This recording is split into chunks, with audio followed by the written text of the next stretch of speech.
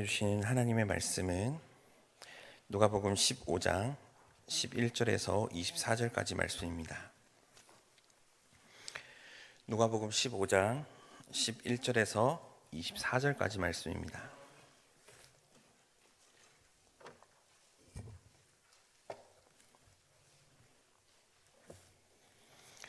제가 한 절, 여러분들이 한 절, 마지막 절은 같이 합독하도록 하겠습니다. 또 이르시되 어떤 사람에게 두 아들이 있는데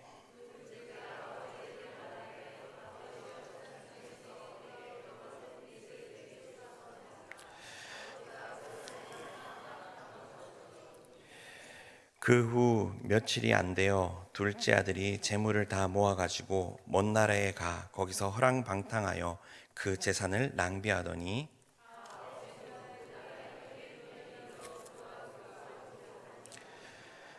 가서 그 나라 백성 중 한 사람에게 붙어 사니 그가 그를 들로 보내어 돼지를 치게 하였는데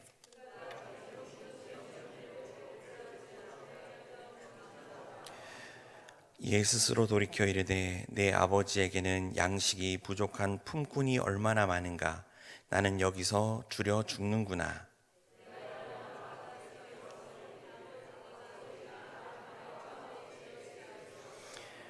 지금부터는 아버지의 아들이라 일컬음을 감당하지 못하겠나이다. 나를 품꾼의 하나로 보소서 하리라 하고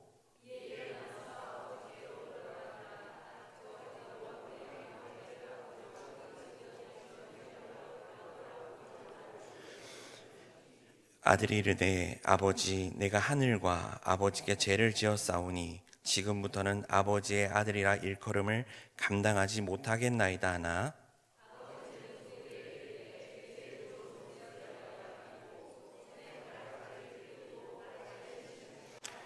그리고 살찐 송아지를 끌어다가 잡으라 우리가 먹고 즐기자. 이 내 아들은 죽었다가 다시 살아났으며 내가 잃었다가 다시 얻었노라 하니 그들이 즐거워하더라. 아멘. 여러분 반갑습니다. 오늘도 3일 저녁 수요 기도에 나오신 여러분들을 환영하고 축복합니다. 우리 옆에 계신 분들하고 한번 인사했으면 좋겠습니다. 참 잘 오셨습니다. 은혜 받읍시다. 참 잘 오셨습니다. 감사합니다. 여러분 많은 사람들은 사랑을 합니다. 그런데 사랑을 하는데 한쪽만 사랑하는 사랑을 뭐라고 하는 줄 아십니까? 네, 맞습니다. 짝사랑입니다. 혹시 저희 양일교회 성도님들 중에서도 짝사랑 해보신 분들 있으십니까? 네, 말은 하지 않으셔도 다 있는 줄 압니다. 짝사랑은요, 상대방은 그 마음을 몰라주는데 나만 사랑하고 좋아하는 것을 짝사랑이라고 합니다. 또 다른 말로 외사랑이라고도 합니다. 여러분 짝사랑을 하게 되면 그 마음이 어떨 것 같습니까? 안 해보신 분들은 모르시겠지만 해보신 분들은 다 아실 겁니다. 누군가를 좋아하는데 말을 걸기에는 너무나 부끄럽고 용기를 내보려고 하지만 잘 안 되는 그 사랑이 짝사랑입니다. 만약 내가 그 여인에게 그 형제에게 그 마음을 들킬까봐 계속 거리를 두면서 그 사람을 사랑하는 것을 짝사랑이라고 합니다. 저도 짝사랑을 해봤는데요. 제가 좋아하는 그 자매가 저의 마음을 몰랐을 때는 혼자서 마음을 졸이면서 나를 좋아해주면 어떨까? 좋아해주면 정말 좋겠다라는 그런 생각을 많이 했습니다. 매일마다 생각나고 연락하고 싶고 말도 걸고 싶었는 것 같습니다.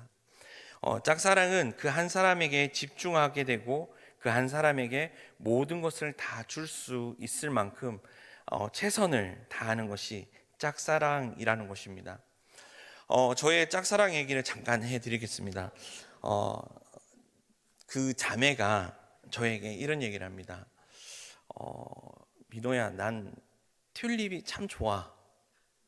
여러분 튤립이 참 좋아 이러면 형제분들은 어떤 반응을 먼저 보이시는지 아십니까?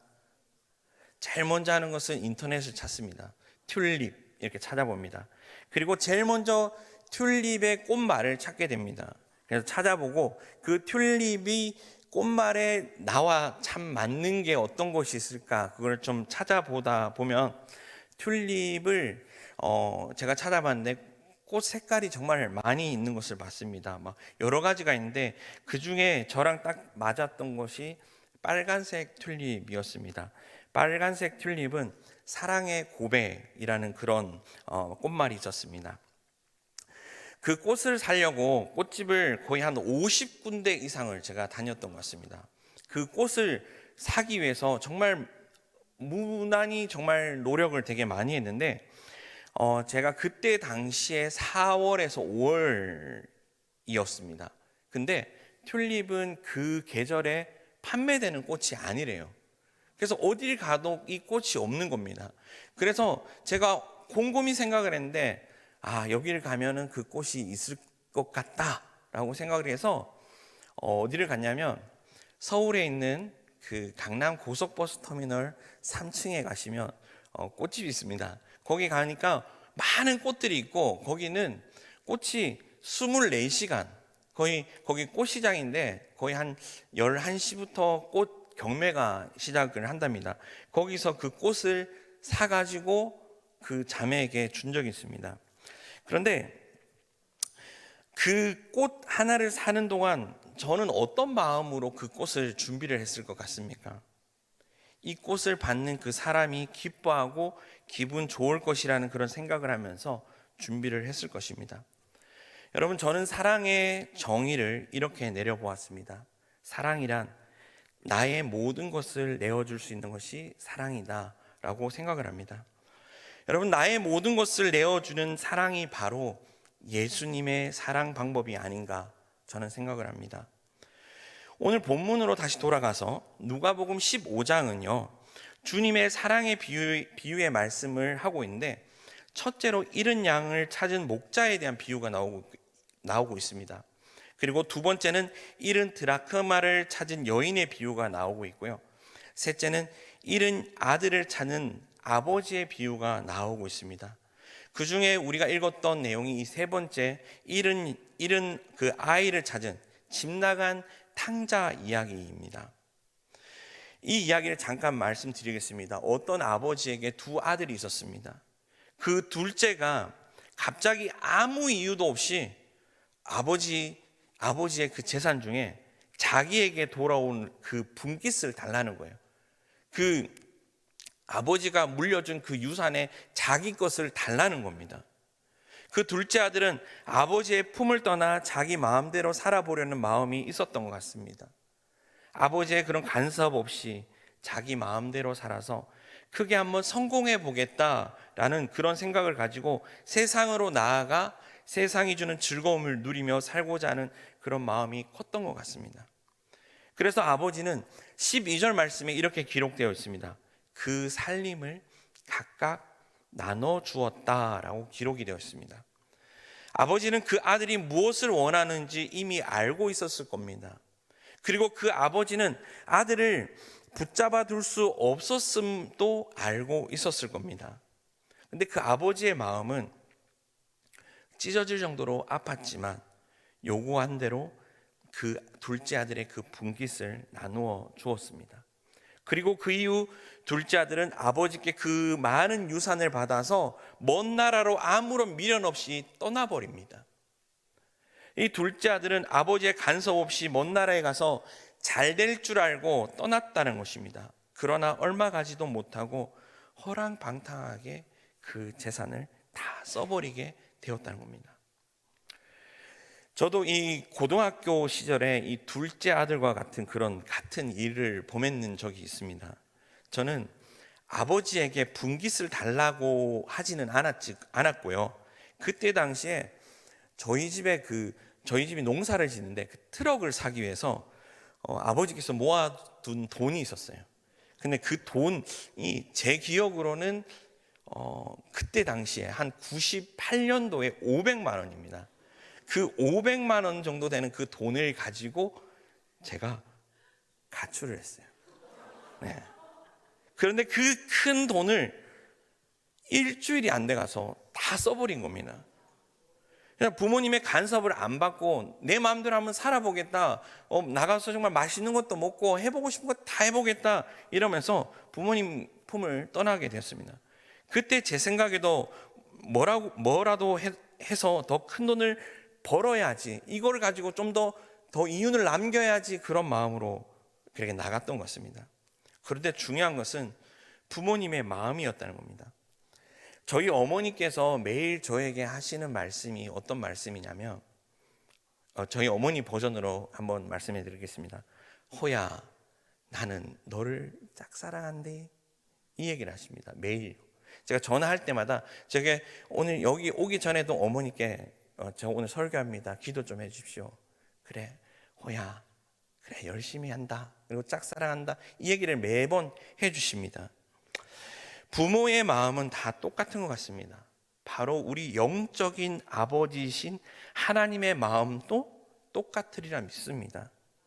하나님은 우리를 짝사랑하고 계셔요.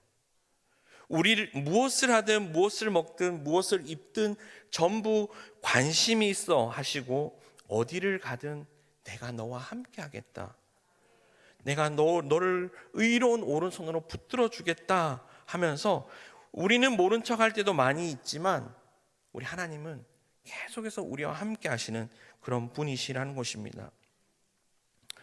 우리는 그것을 알지 못하고 내 마음대로 내 뜻대로 하려는 마음들로 탕자와 같은 인생을 살고 계시지는 않는지 한번 물어보고 싶습니다.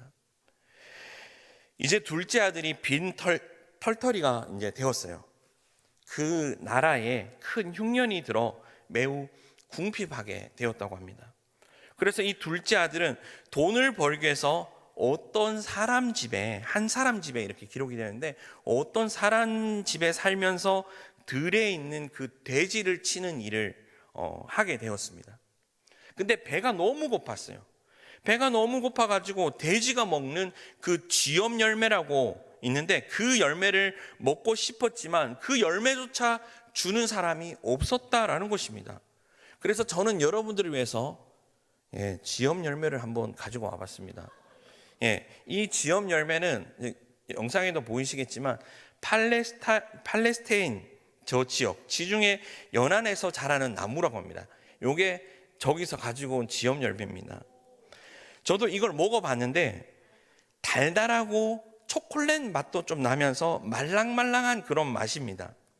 제가 지금 가지고 있는 것은 제가 전에 한번 요거 끊어서 먹어서 지금 수분이 다 빠져서 딱딱한 그런 상태지만, 저거 그냥 나무에서 따 드시면 말랑말랑하게 초콜릿 향이 나는 그런 열매입니다. 이 쥐염 열매라도 먹으면 하는 간절한 마음이 있었는데, 그러면서 옛날을 회상하게 됩니다. 17절 말씀을 우리 다 같이 한번 읽어보도록 하겠습니다. 17절 말씀입니다. 이에 스스로 돌이켜 이르되 내 아버지에게는 양식이 풍족한 품꾼이 얼마나 많은가, 나는 여기서 줄여 죽는구나. 아멘. 여러분, 우리도 옛날에 난 이랬어, 난 어땠는데, 어떻게 살았는데 하면서 이야기할 때가 많이 있습니다. 그러나 지금의 모습을 볼 때 이 둘째 아들처럼 신세 한탄을 하면서 살아갈 때가 많이 있을 것입니다. 아버지의 집에는 먹을 것도 많고 품꾼도 많았는데, 그렇게 살기 좋은 곳인데 하면서 아버지의 아들로 부족한 것이 없이 살았던 과거의 모습과 현재의 모습은 너무도 비교가 될 정도로 차이가 났다라는 것입니다. 그는 자신의 어리석은 행동을 후회하게 됩니다. 이제는 더 이상 아들이 아니라 그 아버지의 종이라도 삼아주면 좋겠다라는 그런 마음도 생기면서 용기를 내어 아버지의 집으로 돌아가겠다라고 결심을 합니다. 20절 말씀을 우리 같이 한번 읽어보도록 하겠습니다. 20절입니다. 이에 일어나서 아버지께로 돌아가니라. 아직도 거리가 먼데 아버지가 그를 보고 측은히 여겨 달려가 목을 안고 입을 맞추니. 아멘. 이 둘째 아들이 집으로 향해 갈 때 마음이 어떠했을 것 같습니까? 집을 나간, 아버지께 그 분깃을 받아 집을 나간 그 아들이 집으로 돌아가는, 그 아버지의 집으로 돌아갔을 때 너무나 두려웠을 겁니다. 너무나 긴장도 되었을 것입니다. 오늘 본문에서 아버지가 그 아들을 보고 어떻게 하셨다라고 나와 있는데, 그를 보고 측은히 여겨 달려가 목을 안고 입을 맞췄다라고 말씀하고 있습니다. 이 아버지는 아들이 돌아오기를 매일 기다렸다는 거예요. 이 아버지는 이 아들이 돌아오기를 계속해서 저 멀리를 보면서 계속 기다렸다는 겁니다. 집 나간 아들이 언제 오나, 오늘 올까 내일 올까, 매일매일 그곳을 향해서 바라봤다는 겁니다. 아들이 점점 가까워졌습니다.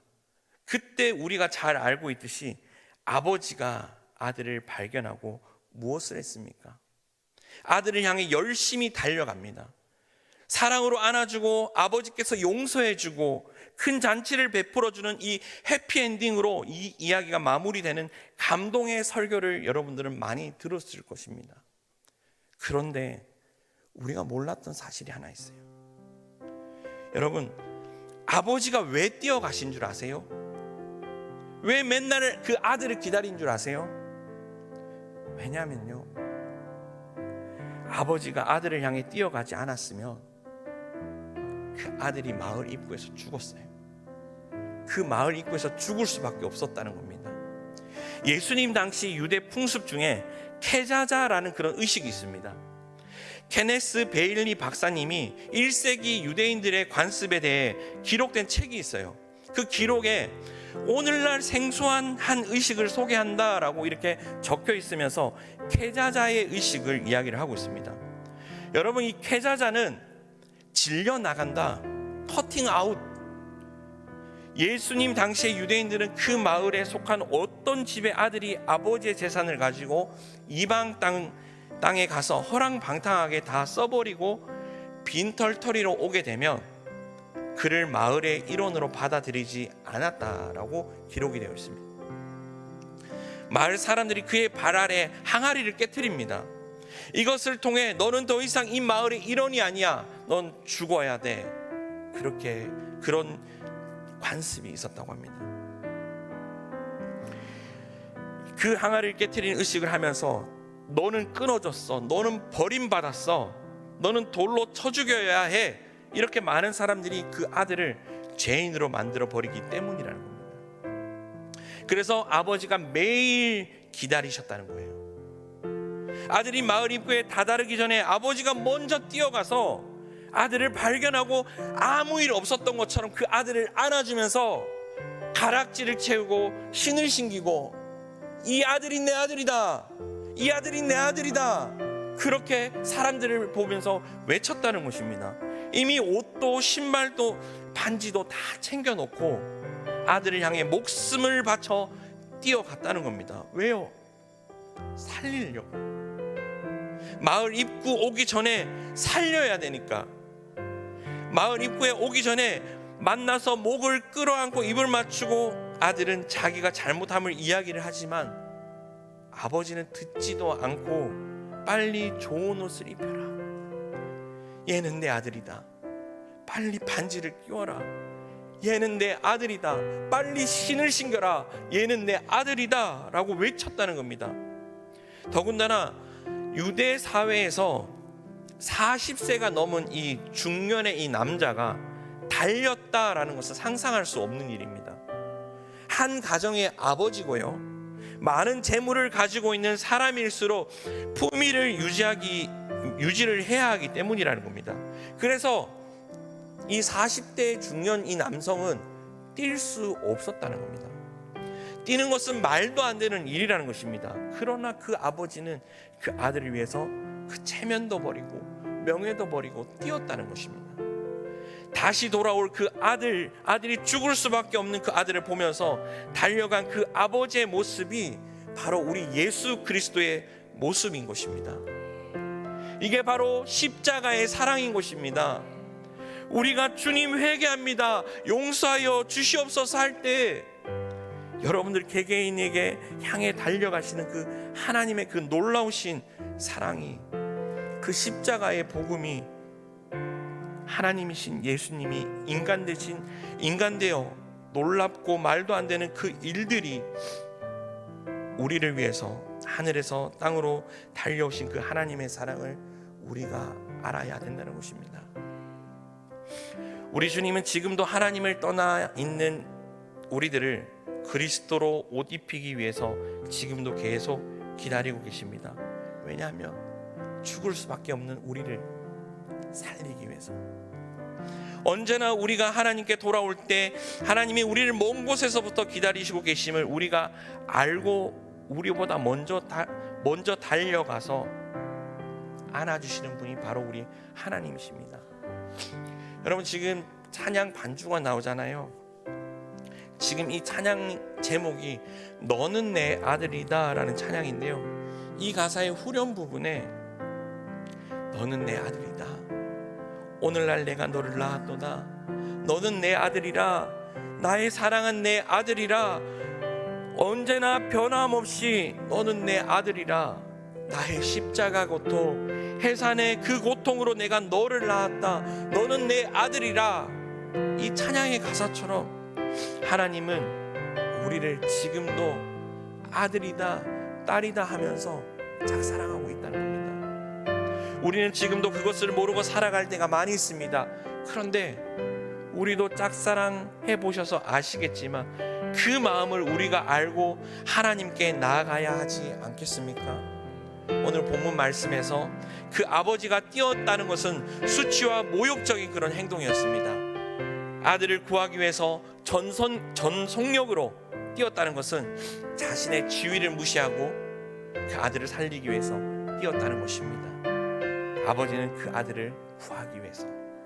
하나님 역시 우리를 짝사랑하셔서 예수 그리스도를 이 땅 가운데 보내주시고 십자가 사건으로 우리 죄를 대신 지시고자 수치와 모욕을 당하시고 돌아가셨습니다.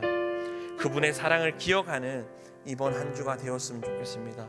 그분의 그 부활의 그 정말 놀라운 그 소식을 이 세상 가운데 증거할 수 있는 증인된 삶을 살아가는 우리 양일의 모든 성도님들이 되시길 간절히 소망합니다. 기도하겠습니다. 하나님 감사합니다. 오늘도 양일의 모든 성도님들이 주님을 사모하는 마음으로 수요 기도에 나와 말씀 듣게 하시고 찬양하게 하심을 감사드립니다. 우리는 종종 아버지를 떠난 둘째 아들처럼 자기 마음대로 살고 하나님 없이도 잘 살 수 있는 것처럼 착각하며 살아올 때가 많이 있었습니다. 내 욕심을 따라 살았고 내 생각이 옳다고 여겼던 교만함 때문에 하나님보다 세상을 더 사랑했던 마음을 이 시간 주님 앞에 내려놓기를 원합니다. 주님 용서하여 주시옵소서.